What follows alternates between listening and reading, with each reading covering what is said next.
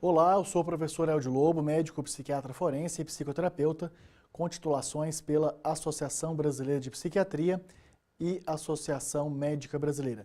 Também tenho formação em terapia cognitivo-comportamental pelo AMBULIM, Programa de Transtornos Alimentares do Instituto de Psiquiatria da Faculdade de Medicina da Universidade de São Paulo. Essa é uma mini aula, como desenvolver rotina equilibrada, como parte das nossas divulgações deste curso de pós-graduação, que nós temos muito orgulho de falar, porque temos vários anos nesta parceria entre a Universidade Paulista e nós, Vida Mental, onde sou o diretor. Temos centenas de alunos formados com grande satisfação, com depoimentos muito emocionantes que estão no nosso site vidamental.com.br. Acesse lá. Então, nesta mini aula, nós vamos falar de rotina equilibrada, ou seja, que parece algo muito simples para o senso comum, mas que várias e várias demandas que os pacientes nos procuram, elas podem ser resolvidas através de uma rotina sistematizada, organizada, exequível, que faça com que o tempo possa ser melhor aproveitado, as resoluções das demandas sejam mais rápidas e que o paciente tenha menos sintomas reativos de insônia, angústia, tristeza, ansiedade, irritabilidade em função das dificuldades trazidas pelo dia a dia. E nesse processo de organização de uma rotina equilibrada, nós temos no Brasil um contexto bastante estressante, disruptivo, desfavorável, tanto na temática desemprego, como na temática risco de desemprego para quem está trabalhando, como também pelas questões de violência que desencadeiam desfechos diversos, dentre eles o adoecimento, transtorno de estresse pós-traumático. Portanto, as pessoas em sofrimento podem apresentar angústia, tristeza, ansiedade, frustração, repulsas de suas vidas, até com risco de suicídio.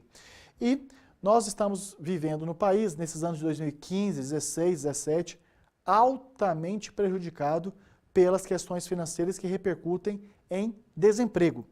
E que isso gera fator importante, imediato e crônico de ansiedade, depressão, muito relacionado com essa rotina, em que tem-se cada vez mais exigência no trabalho, com menos colaboradores fazendo as mesmas tarefas de quando tinha mais, e além desse risco potencial de ser dispensado ou até de suas empresas fecharem.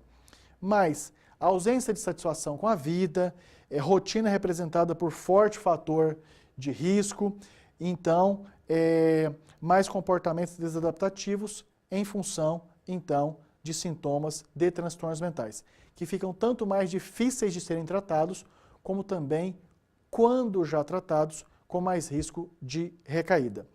E a quantidade de atividades prazerosas na rotina da pessoa está diretamente relacionada com esses sentimentos positivos. Então, uma das nossas estratégias na abordagem para uma rotina equilibrada é fazer com que possamos, levando o paciente a mapear circunstâncias e estímulos, desencadeando pensamentos que levam a sentimentos que desencadeiam em comportamentos, que estes possam ser mediados, então, por sentimentos o mais positivos possíveis para um enfrentamento mais saudável e menos desgastante. E, nessa rotina equilibrada, nós temos aí a proposta, então, que atividades prazerosas variam de pessoa para pessoa. É muito comum, especialmente no começo de carreira, os nossos terapeutas, os nossos profissionais, terem aquele modo de sugerir e propor para o paciente diversões, atividades alternativas que são prazerosas para o terapeuta. E esquece que nós temos que propor o que é pertinente, o que é aceito, o que é potencialmente prazeroso para o paciente e não para eu, terapeuta. Então esse é um alerta que nós fazemos, que as atividades prazerosas variam de pessoa para pessoa. E a melhor maneira de saber é perguntando ao próprio paciente. Por mais óbvio que isso seja, nós precisamos estar alertas a não propormos o que nós achamos que é o mais interessante. E há uma tendência em tornar lazeres obrigações. como fazer uma aula de música ou achar que deveria entender como lazer uma obrigação, como fazer academia para pessoas que não sentem prazer nesta atividade. Logicamente que algumas vezes o próprio paciente, devido à sua condição adoecida, nem ele tem condição de reconhecer o que possivelmente poderia levar a uma sensação prazerosa. E daí cabe a nós direcionarmos com sugestões uma possibilidade e dessa possibilidade ter um teste. E quando nós temos rotina com obrigações em excesso, tendemos a buscar recompensas, muitas vezes são formas desadaptativas de resolver o problema de desequilíbrio da rotina. Então, o mapeamento, a escrita de um diário da última semana de atividades do paciente nos permite verificar atividades sobrepostas, atividades voltadas para o mesmo assunto que se repetem, sendo que poderiam ser otimizados no mesmo tempo, contatos em momentos diferentes com a mesma pessoa que poderia ter resolvido várias dúvidas e problemas em um único contato. Então, a realização, a busca de diários da última semana, se é para transtorno alimentar, sobre comportamentos alimentares, se é tratamento para depressão, sobre os sintomas da última semana, se é sobre dificuldades no trabalho, é a lista dessas dificuldades do trabalho em cada um dos dias da última semana. São muito importantes. Os professores da pós-graduação têm, logicamente, que a partir de suas diferentes formações e múltiplas experiências na prática, trazem recomendações aos alunos muito variadas. Uma das que eu mais prezo é que os nossos terapeutas, que os nossos pós-graduandos exercitem com seus pacientes, solicitarem por escrito uma rotina resumida do que fizeram na última semana, do que tem pertinência. Então, se era dificuldade escolar, quais foram as dificuldades escolares da última semana? Se eram conflitos conjugais, quais foram os últimos conflitos da última semana? E daí, essas informações registradas, ou manuscritas, ou digitadas, facilitam que nós, terapeutas, a partir daí, desenvolvamos aquele nosso raciocínio básico de verificar estímulos que levam a pensamentos que repercutem em sentimentos que desencadeiam em comportamentos. E quando se encaixa essas informações, fica muito mais fácil as nossas intervenções diretivas para as mudanças que nós podemos almejar como sendo execuíveis. E quando temos a rotina com obrigações de excesso, então, isto verificado na agenda, na descrição, no recordatório da última semana, facilita muito. E psicoeducação sob rotina equilibrada. Diferentes perfis de professores tendem a valorizar mais uma técnica em detrimento da outra. Quem já teve aula comigo, está tendo ou vai ter, sabe ou saberá que valorizo muito, prezo muito a técnica de resolução de problemas, a técnica de questionamento socrático, a técnica de psicoeducação, mais uma vez colocada aqui para a rotina equilibrada. Gosto muito, muito, muito de psicoeducação, porque eu compreendo que nela nós podemos transferir informações científicas para o dia a dia do paciente que absorve, avalia e tem a oportunidade de compreender qual é a proposta da terapêutica. E nessa psicoeducação, relembro, sempre pergunto ao paciente o que ele entendeu e para ele explicar para o terapeuta o que entendeu. Porque comunicação tem vários entendimentos. E muito importante, quando para nós terapeuta, fica claro que comunicação é o que o outro entende e não o que você, terapeuta, quis dizer. Portanto, mesmo sendo óbvio, aceite essa recomendação. Faça a psicoeducação individual ou grupal e, em seguida, a cada 5 ou 10 minutos de explicação, de orientação, de ensino, pergunte o que entendeu e verá que os feedbacks muitas vezes não correspondem à nossa intenção. E o que vamos discutir? Tem conjuntos de perguntas durante o nosso processo de formação em terapia, pós-graduação em terapia cognitivo-comportamental. Tem um conjunto de perguntas que eu enfatizo muito. Pegue essas perguntas, dê ao paciente para que ele responda em 3 momentos diferentes do processo terapêutico. No começo, no meio e no fim.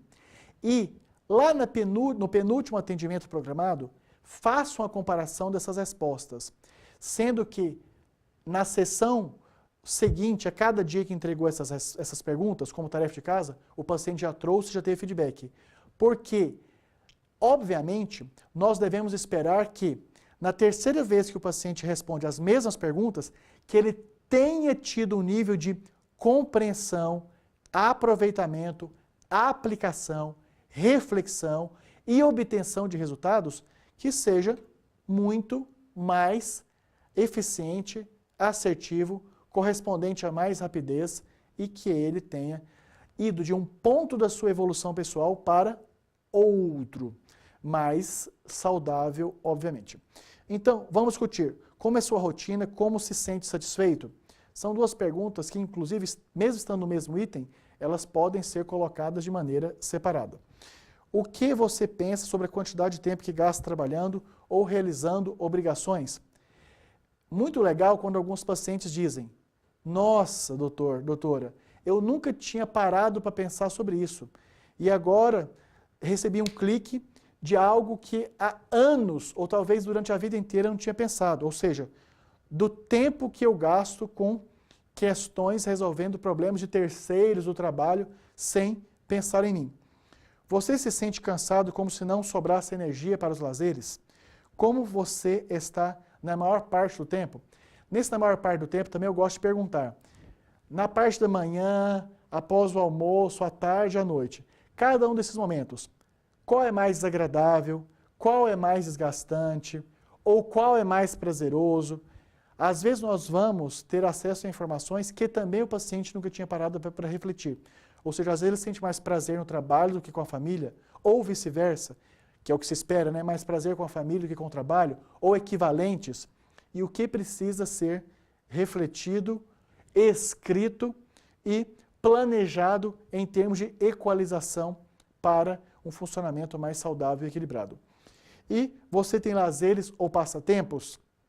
Comumente o que você faz, ou seja, qual é o seu lazer e o seu passatempo e qual a porcentagem cronológica que é investida com estes itens. A quantidade de lazer ou passatempo que você tem é suficiente para que se sinta bem no dia a dia? E como seria para você uma rotina equilibrada? Novamente, vamos individualizar as perguntas e aproveitar o que tem de informações únicas daquela pessoa. Essas perguntas aqui eu acho fundamentais para quem quer aplicar a organização de rotinas para os seus pacientes, independente da demanda que apresentam. Nós temos os pacientes sem nenhum transtorno mental, mas que a desorganização os faz expressando ansiedade notória. Quer um exemplo?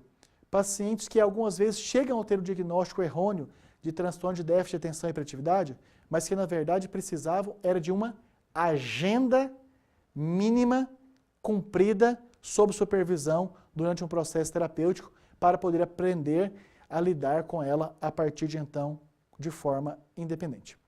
Óbvio, também nós temos pacientes com, por exemplo, transtornos alimentares que passam a ter uma rotina que ao invés de muitos temas, muito tempo é gasto para estudar sobre alimentos, contar caloria no almoço, na janta, verificar o que tem de informação nova sobre emagrecimento, uso de práticas purgativas. Então nós temos pacientes que, em função do adoecimento mental, suas rotinas ficam amplamente prejudicadas. E, então, essa aqui é uma lista de perguntas que eu colocaria e proponho que coloquem como tarefa de casa a ser respondida em 3 momentos do atendimento. Sendo que, apesar de o comparativo entre as respostas ser no final do processo terapêutico, uma semana depois do paciente ter respondido cada uma delas, deve-se fazer uma ampla discussão. E psicoeducação sobre rotina equilibrada. Novamente, nós temos aqui a lembrança que as técnicas de terapia cognitivo comportamental, elas se separam mais por motivo pedagógico do que efetivamente por uma necessidade de separação durante o processo clínico. Porque no processo clínico, uma técnica naturalmente se mistura à outra sem uma delimitação teórica franca. Então, sabemos que a vida muitas vezes é limitada e sua rotina é preenchida apenas com atividades básicas, como comer, beber, dormir e trabalhar, muitas vezes nem isso. Então, apesar desta frase estar em uma afirmativa, ela deve ser colocada nas formas de interrogativa, na forma de exclamativa, para despertar no paciente uma reflexão transformadora que talvez ele não tenha tido oportunidade de fazer, embora para nós também pareça óbvio que todas as pessoas façam.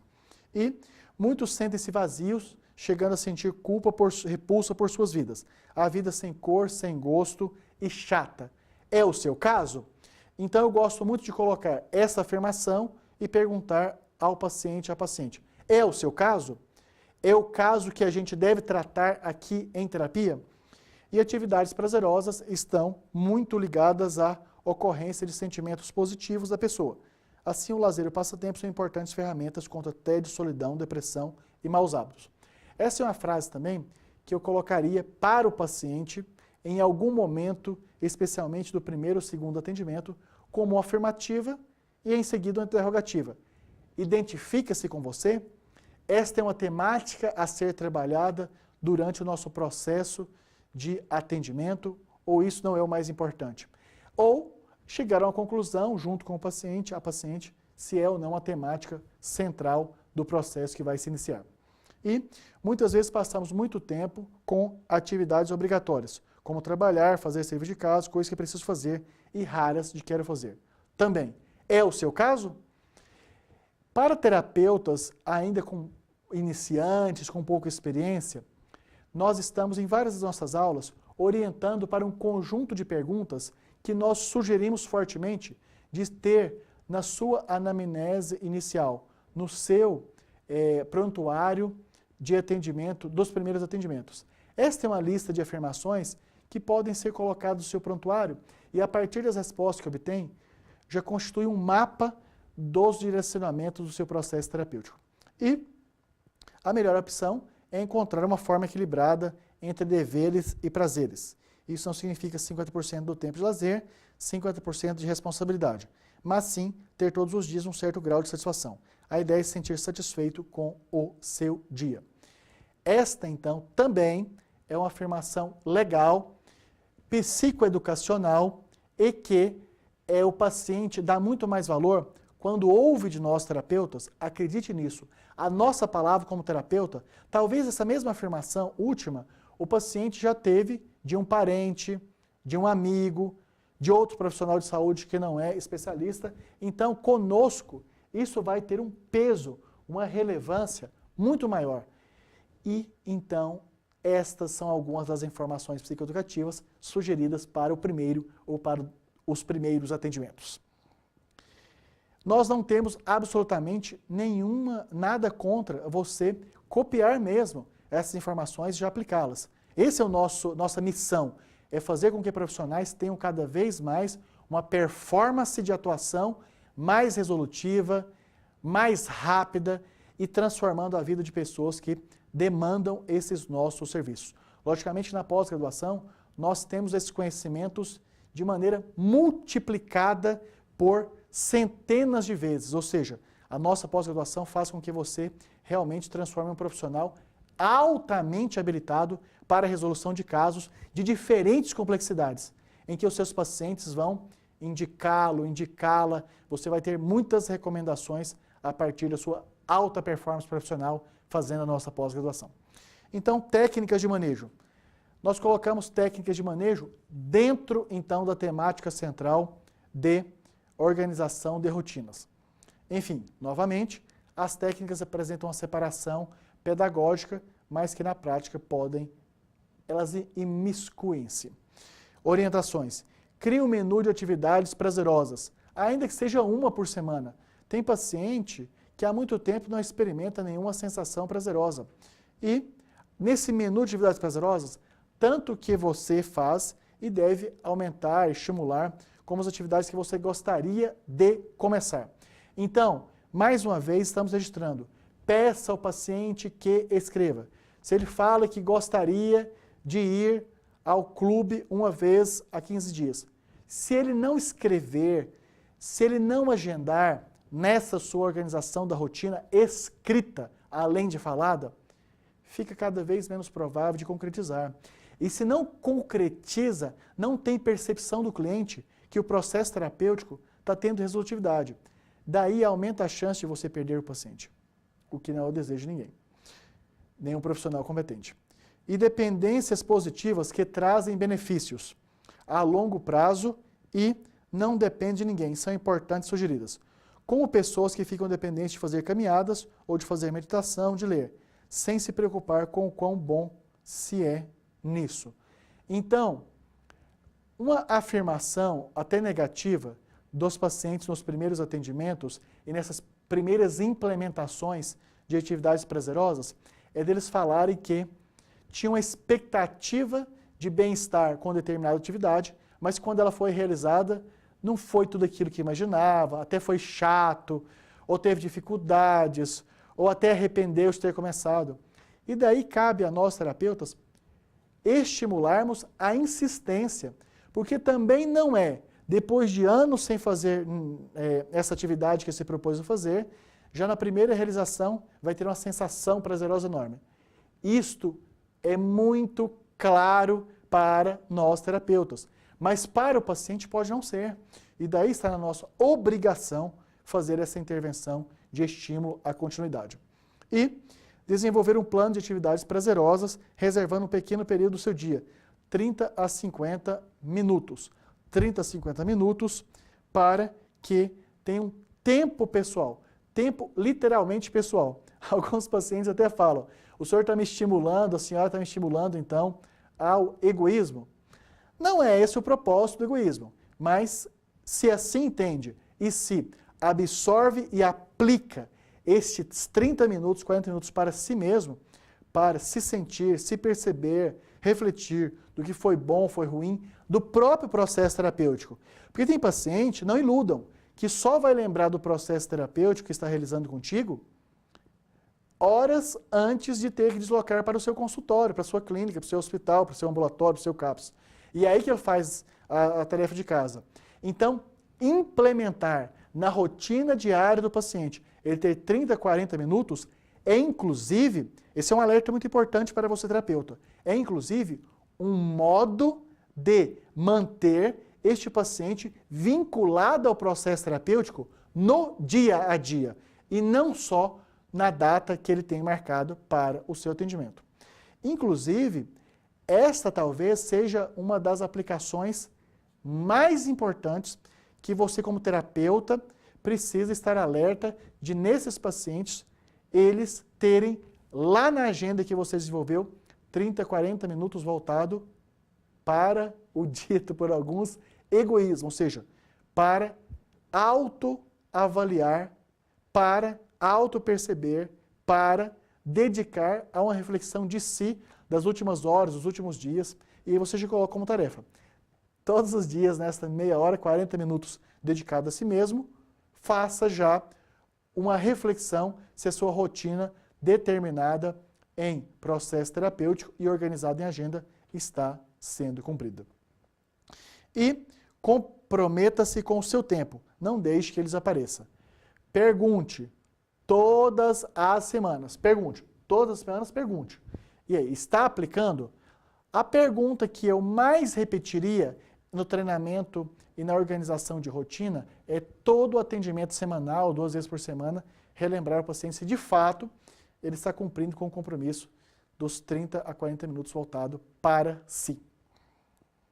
E vão perceber que as aulas da nossa pós-graduação, elas têm uma parte teórica em que o professor faz uma revisão dos conceitos, entendimentos, literatura científica mais atualizada, até porque os nossos professores são especialistas, mestres, doutores, pesquisadores, que escrevem papers, participam de artigos científicos, são editores de livros, colaboram em capítulos de obras de colegas, enfim.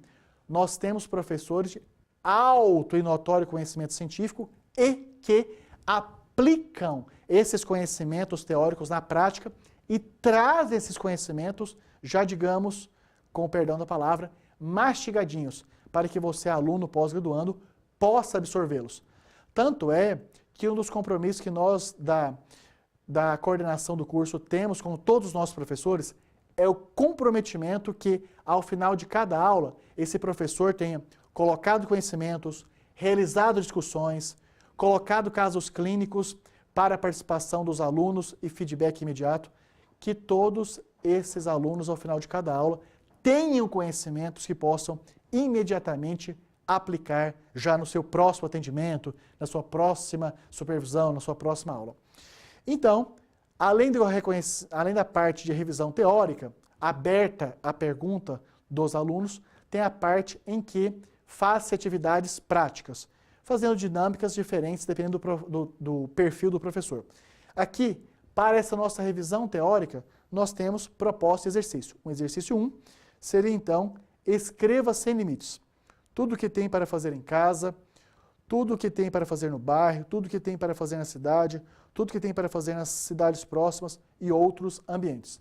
Enfim, aqui nós estamos incentivando os nossos pacientes a relatarem, a colocarem no papel tudo aquilo que posteriormente nós vamos usar para fazer escolhas do que é do trabalho, do que é de diversão, do que é conciliável em função de distância, perfil, possibilidade de aproveitamento, alternativas se é possível realizar sozinho, com a família, com amigos, com todos ao mesmo tempo.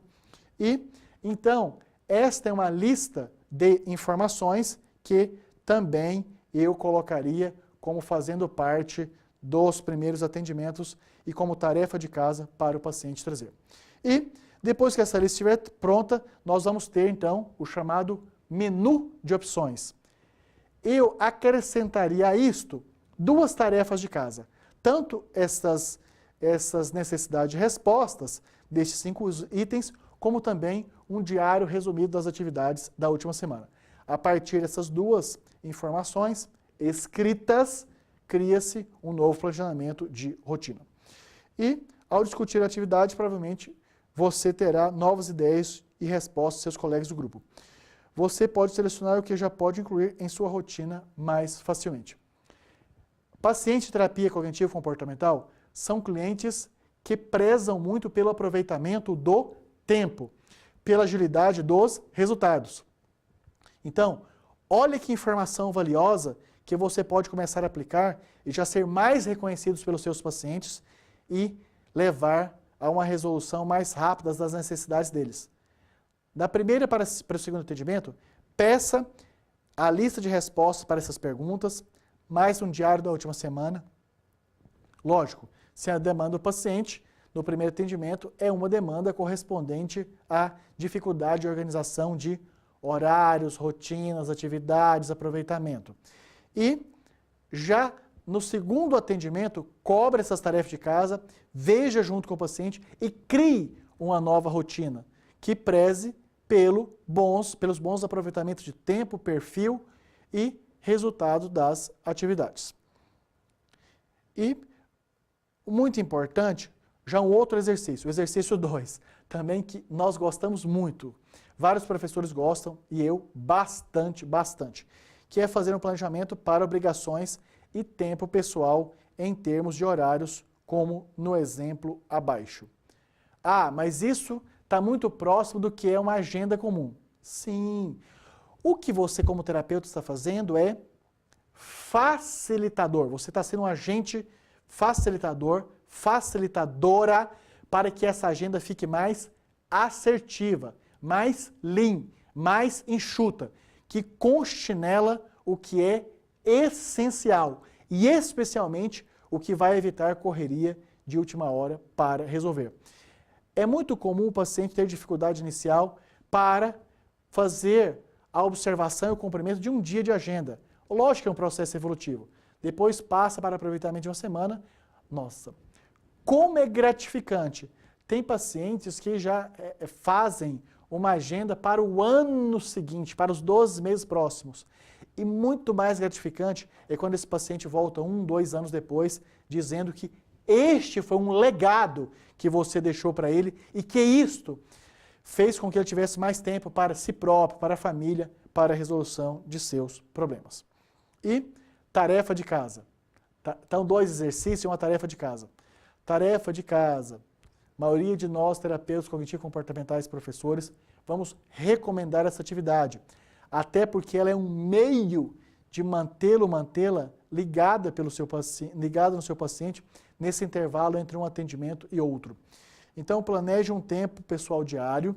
Toda noite dessa próxima semana, escreva o que você incluiu as atividades prazerosas do seu dia a dia, de sábado a domingo. Eu gosto de colocar, começando o primeiro dia aqui no sábado, uma mera preferência pessoal que não tem a ver com nenhuma informação científica. Mas, como eu disse, os nossos professores conciliam informação científica com as suas práticas de melhores resultados e entregam de bandeja para o seu aproveitamento. Então, eu ao longo dos anos fui tendo como experiência que colocar o sábado primeiro, os pacientes aderem mais. Mera observação pessoal. E, então, aqui nós propomos uma aula, mini aula. Esta é uma mini aula, hein? E quanto conteúdo importante foi ofertado. Uma mini aula que faz parte já da sua formação. Ou seja, várias informações aqui já podem ser aplicadas imediatamente no seu trabalho de terapeuta cognitivo-comportamental para um ótimo rendimento que já vai fazer com que você atenda os seus pacientes de maneira mais rica, com mais resolutividade e rapidez nas obtenções dos objetivos iniciais da terapia. Aplique já esses conhecimentos e venha fazer a nossa pós-graduação nessa parceria Unip e Vida Mental, e você, ao final do curso, após a entrega do trabalho de conclusão de curso, vai ter um diploma chancelado pelo MEC, pelo Ministério da Educação e Cultura. A nossa pós-graduação é chancelada pelo MEC.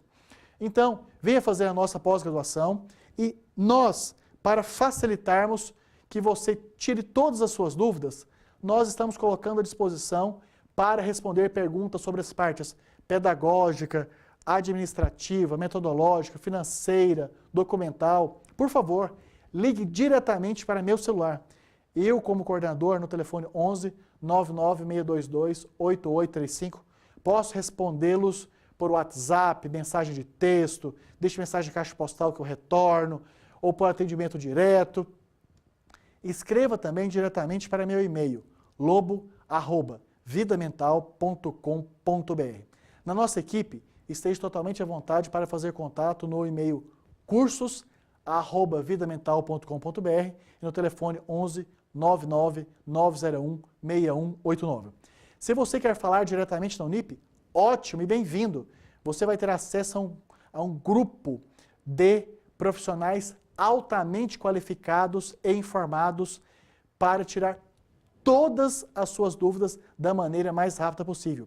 Se você mora na Grande São Paulo, ligue então no fixo 2166-1066. Se você é do Brasil inteiro e quer fazer um contato sem custo, ligue para 0800 010 9000.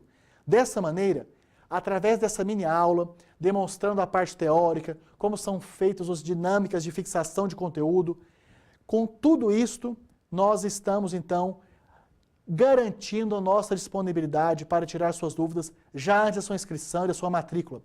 E inscrição e matrícula estão em um link aqui abaixo do seu vídeo. Tire todas as suas dúvidas e vamos, de maneira imediata, começar a pós-graduação em terapia cognitivo-comportamental. E nós vamos fazer de tudo para que você passe a trabalhar, ser reconhecido e atuar em um nível profissional que vai muito mais além.